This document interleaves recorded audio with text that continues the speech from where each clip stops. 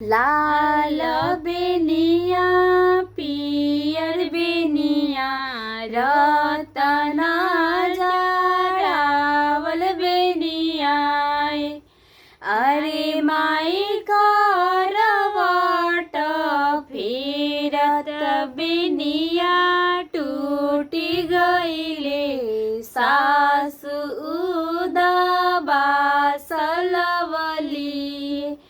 अरे माई करवट फेरत बेनिया टूटी गईले सासु उदाबासलवली।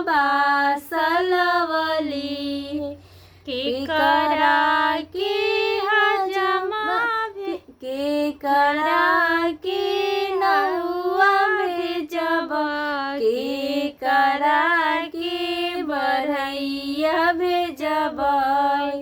अरे माई के करा के भेजब वियोग चिठिया सासु उदाबासलवली।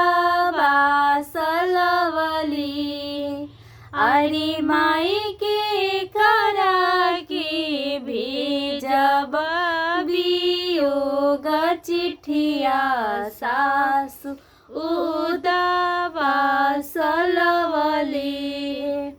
हाजमा बाबा के भेजब हाजमा त भैया के बरैया भेजब।